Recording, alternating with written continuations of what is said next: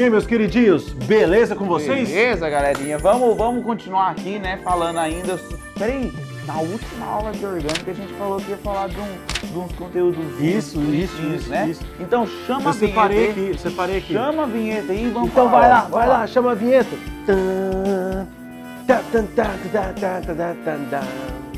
É assim não, né? Mas vamos lá.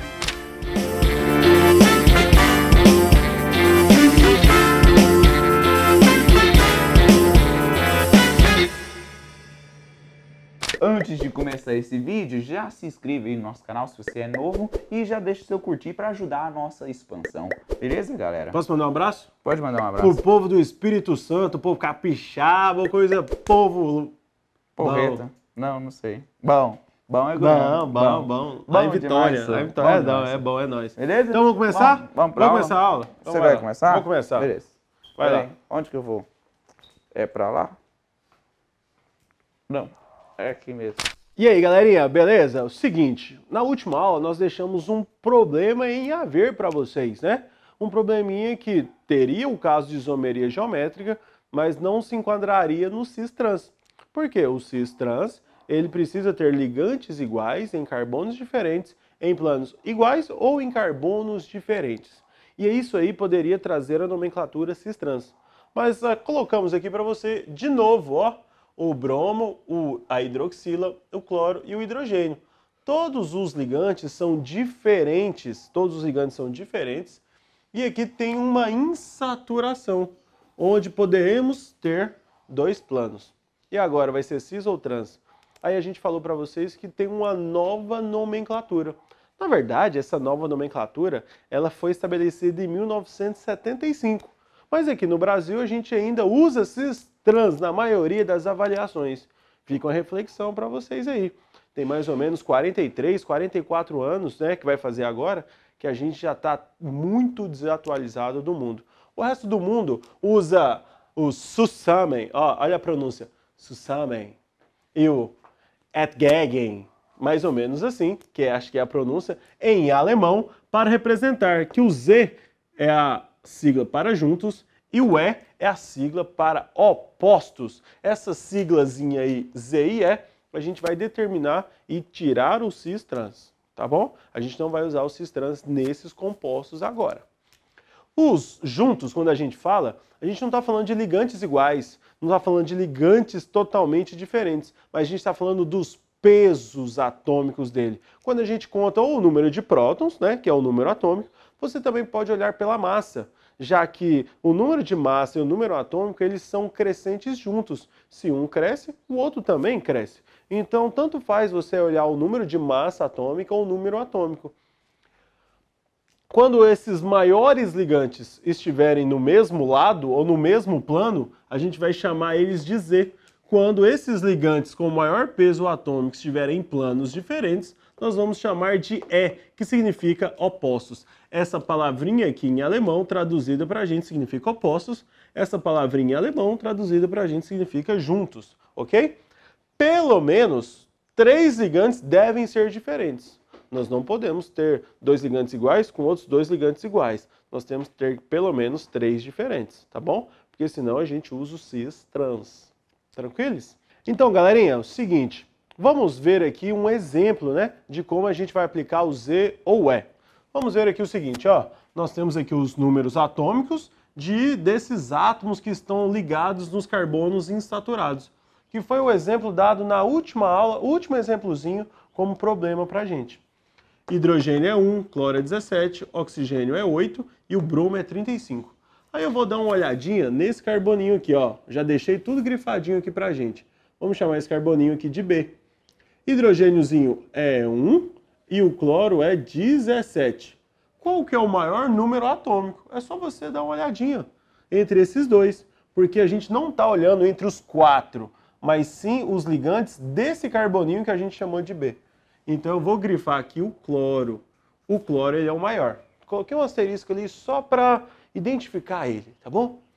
Agora nós vamos olhar aqui, ó, a hidroxila e o bromo.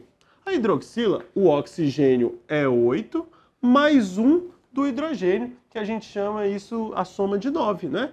oxigênio mais hidrogênio. Então aqui tem um peso atômico de todo o ligante 9, enquanto o bromo é 35. Quer dizer, então, que o bromo, nesse carboninho que a gente vai chamar de A, o bromo é o maior ligante de peso atômico possível. Então vou grifar ele também. Se os componentes estão no mesmo lado do plano, ó, cloro e bromo, eles estão no mesmo planozinho, estão do mesmo lado. E quando eles estão do mesmo lado, eles estão juntos. Se estão juntos, tem que ser classificado como Z. Ok? Não ficou fácil? Fala para mim. Agora, vamos para mais um exemplozinho? Um exemplozinho pequenininho, para a gente entender como é que funciona. Olha só, velho. Nós temos aqui cloro, número atômico 17. CH3, vamos somar o carbono? Opa, não tinha colocado o carbono aqui, ó. O carbono é 6. 6 com mais cada um hidrogênio, que cada hidrogênio é 1. Nós temos 3 hidrogênios, então o total é 9. Nós temos aqui também CH3. Aqui também é 9. E o hidrogênio é 1. Nós pegamos ali, então, os maiores números atômicos, né? Vamos olhar, ver quais são os maiores? Traça-se o plano para você ver. O número 17 está aqui. Aqui está o número 9. Então, o maior é o número 17. Agora a gente vai olhar aqui, ó. Aqui tem número 1 e aqui tem número 9. O maior é o número 9. O número 9 e o 17 estão aqui, ó, no mesmo plano, são os maiores de cada carboninho. Então classificaremos também como Z. Mas, Pavanelli, CH3 não é igual a CH3? Eu não poderia também ser classificado como trans? Poderia também. Então compostos assim podem ter duas ou dois tipos de classificações. Isso vai depender se o seu composto ele está te pedindo se é Z ou E, ou se vai ser cis ou trans. Tudo depende da pergunta de um enunciado, tá bom? É bom você sempre interpretar da forma correta para você poder classificar também da forma correta. Tio Soneca vai trazer para você um exemplo bem legal aí que aconteceu em 2013 no Enem. Será que foi um possível erro? Vamos conferir com ele. Vai lá, garotinho, gazebinho, lindinho, tio Soneca. Galera, então vamos ver aqui o exemplo que caiu no Enem de 2013, onde ele perguntava sobre um isômero trans e ele te dava o citral. Mas prestem bastante atenção, ó. Ele perguntava qual molécula era trans e te dava essa alternativa aqui como resposta. Bom, para ter isomeria cis-trans, para ter isomeria geométrica, você vai analisar lá onde tem insaturação na cadeia. Então, ó, aqui existe uma insaturação na cadeia. Consegue ver?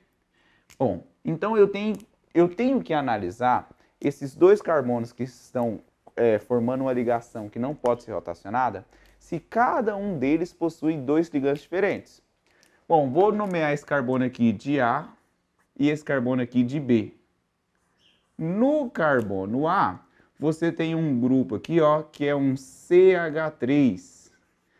E nesse mesmo carbono A, você tem um segundo grupo que é CH3.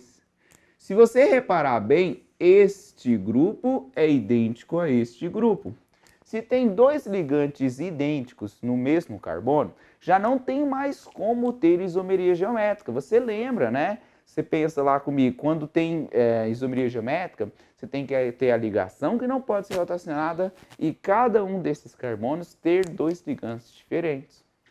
O carbono B aqui, ele até tem dois ligantes diferentes, mas pelo fato do A não ter, aqui já não pode ter isomeria geométrica. Vamos para outra insaturação que tem nessa cadeia. Nessa segunda insaturação aqui, ó, você tem o carbono aqui, que eu vou chamar de carbono C, e o nosso carbono D, ok? Para que tenha isomeria geométrica nessa parte, você tem que lembrar que cada um dos carbonos precisa de dois ligantes diferentes. O carbono C, ele está ligado aqui, ó, no CH3, e além desse CH3, ele tem todo o restante da molécula ligado aqui. São dois ligantes diferentes, ok? Já o carbonozinho representado por D, ele tem essa carbonila aqui ligada a ele, carbonila. E além da carbonila, o carbono tem que completar 4 ligações. Então esse carbono ele precisa de um hidrogênio ligado a ele. Bom, se você reparar bem, o carbono C tem 2 ligantes diferentes, o carbono D tem 2 ligantes diferentes. Sendo assim, existe isomeria geométrica. Agora olha bem, essa molécula ali no carbono C e D, ela tem isomeria geométrica do tipo cis-trans, ou ela é um isômero cis ou um isômero trans? Pensa aí um pouquinho. É o isômero cis ou o isômero trans? Pensou? Então vamos lá. Ó, olha o erro que ele colocou aqui. Na prova ele falava que isso aqui era um isômero trans. Mas vamos comparar aqui, ó, entre o CH3 e esse restante da molécula. Você concorda que esse lado aqui vai ter um maior número atômico dos ligantes, né? Porque aqui você tem carbono com 2 hidrogênios, depois o carbono com mais 2 hidrogênios. Aqui você tem uma cadeia com peso molecular maior, com peso maior. Então, eu destaco essa parte de baixo como sendo a parte maior que está ligado ao nosso carbono C. Já do lado de lá, no carbono D, a parte maior é que está aqui, ó, acima da dupla ligação. Comparando isso com o hidrogênio, aqui lá com certeza tem um peso maior. Divide essa molécula aqui, aonde tem a nossa dupla ligação. Ao dividir isso aí, você percebe que a parte maior, que está representada pelo asterisco, elas estão em planos opostos à divisão da dupla ligação. Sendo assim, seria equivalente a um isômero trans. Mas, para ser isômero trans, você lembra que os ligantes que estão em planos opostos, eles têm que ser iguais. E esse ligante aqui não é igual a esse. Esse ligante aqui não é igual a esse. Então, nesse caso, a gente tem que usar a nomenclatura Z e E. Z comparado com cis e E comparado ao trans. O Z aqui, ó, seria quando estão juntos e o E quando estão em planos opostos. Então, a nomenclatura correta para essa molécula seria a nomenclatura E. A nomenclatura trans estaria errada nesse caso. Mas apareceu no Enem de 2013 e a gente até considera, né? Porque seria equivalente ao Witthausen. Não sei se fala assim exatamente. Seria equivalente ao trans, mas não é o mais correto a se falar. Não é o isômero trans se você pegar ao pé da letra da regrinha de classificação. Seria parecido, mas um pouquinho diferente. Conseguiu entender? Isso aqui é a questão do Enem de 2013. Depois você procura e dá uma olhada nesse Enem de 2013 e veja melhor sobre essa questão que fala do citral. Beleza, galera? E aí, galerinha, para terminar essa aula, que foi uma aula produtiva e que trouxe para vocês talvez uma elucidação melhor da matéria, Isso. Só para finalizar e para ficar bem conceituado no seu coraçãozinho, principalmente na hora de uma prova. Vem para cá, vem para cá, vem para cá. O E não significa que a molécula etgegen significa que seja igual ao trans, tá bom? Por exemplo, nós vimos aqui, ó, uma molécula trans sendo uma molécula Z, susamen, tá bom? E não quer dizer também que o Z, pelo fato de ser juntos, seja igual ao cis. Fique atento com esses peguinhas aí, porque eles são bem corriqueiros e trazem uma diversificada para vocês. Beleza? Fiquem atentos a isso e não erre no seu vestibular, ok? Até a próxima aula, galera. Valeu, Espírito Santo. É nóis!